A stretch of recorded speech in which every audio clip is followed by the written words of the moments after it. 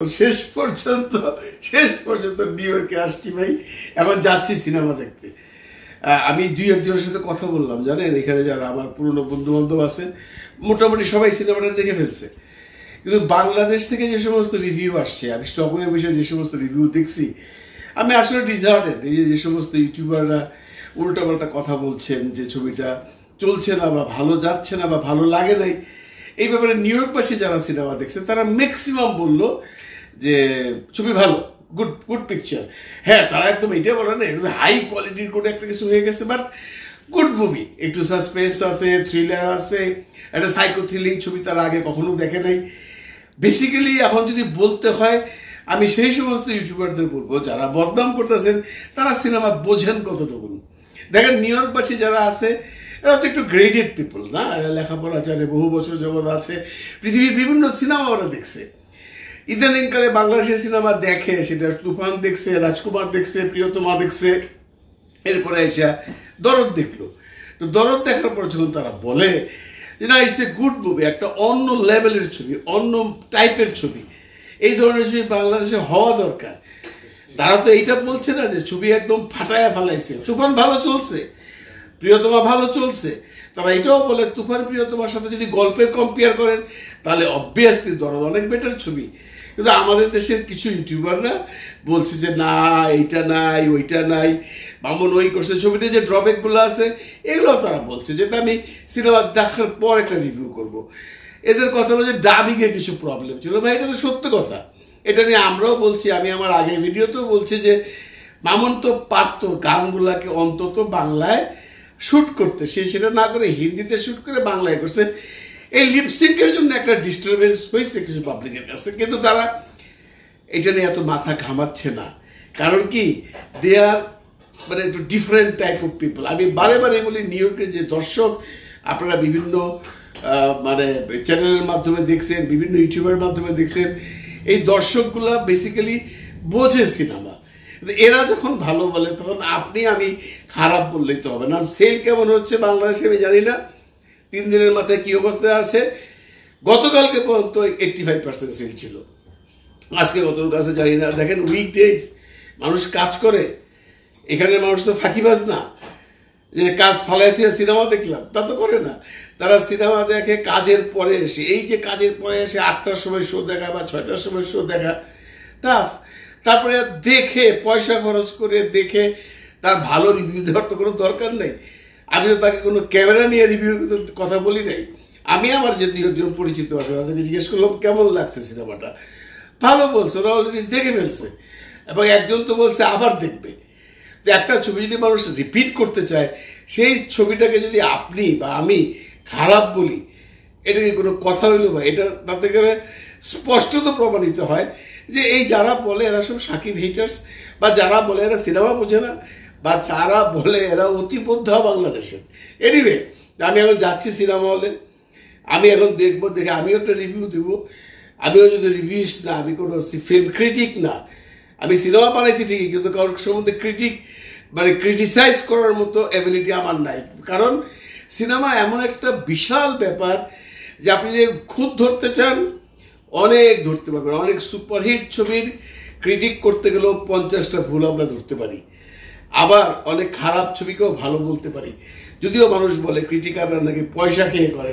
আমি জানি না বাংলাদেশে যারা এই বিভিন্ন ধরনের নেগেটিভ কথাগুলো বলছেন তারা কি পয়সার জন্য করছেন না পয়সা না পায়া করছেন জানি না। এছাড়াও দেখেন বাংলাদেশের যে টোটালি রিভিউয়ার যারা আছে এদের বাদ দিয়ে যারা নর্মাল সিনেমা হলে যে ক্যামেরা দাঁড়িয়ে থাকে, একটা দর্শক বেরিয়ে আসে, তাকে তো বলে দিতে হয় না তার সিনেমাটা কেমন আছে, সে বলবে। আপনি ক্রিটিক দেখেন, হ্যাঁ 2-1 খারাপ বলছে, বলতেই পারে।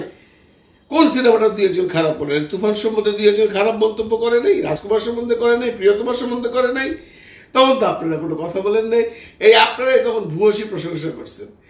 আপনি যে লোকটা প্রিয়তমার ভূয়সী প্রশংসা করছেন তার মুখ দিয়েও দরদ খারাপ ছবি বানায় না। এনিওয়ে, আমি যেহেতু দেখি নাই এখন কিছু বলতে পারবো না, যাচ্ছি সিনেমা হলে গিয়ে সিনেমা দেখবো, then I will talk to you.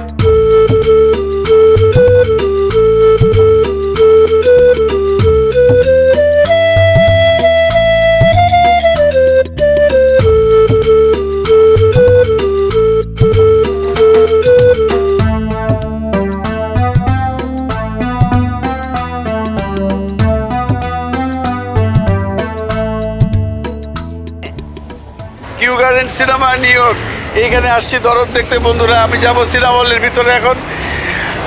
আমি খুব এক্সাইটেড, আমি জানি না কি হবে। সিনেমা দেখে আমি অ্যাকচুয়ালি রিয়েল এটা দিব। ওকে, আমি যাচ্ছি সিনেমা হলের ভিতরে, দেখি কি হয়।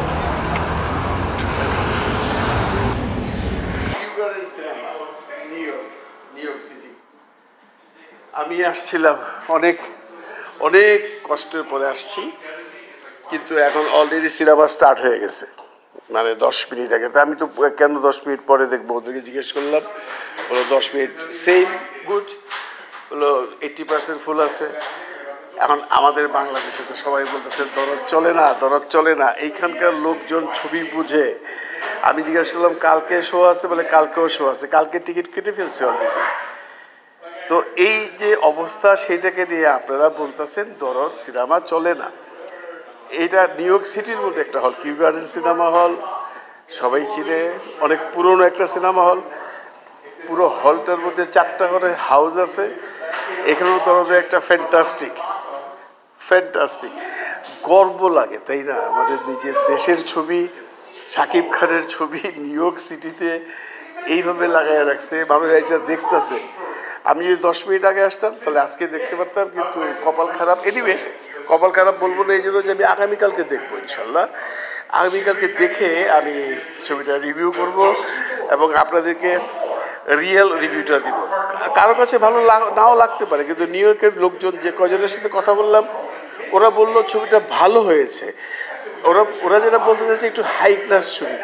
এখন যারা বাংলাদেশে হাই ক্লাস সিনেমা পছন্দ করে না, তাদের ব্যাপারটা আলাদা। তো আমি খুব মানে হ্যাপি যে আমি আসতে পারছি অনেক কষ্ট করে, আপনারা জানেন। এটা মানে আজকেই দেখতাম, কালকে দেখবো, কালকে দেখে ইনশাল্লাহ একটা ভালো রিভিউ দেবো, যা আছে তাই দেবো, কোনো উল্টাপাল্টা কথা বলবো না ইনশাল্লাহ। আপনারা যারা খারাপ বলতেছেন বলতে পারেন, কিন্তু নিউ ইয়র্কে ইটস গুড এনাফ।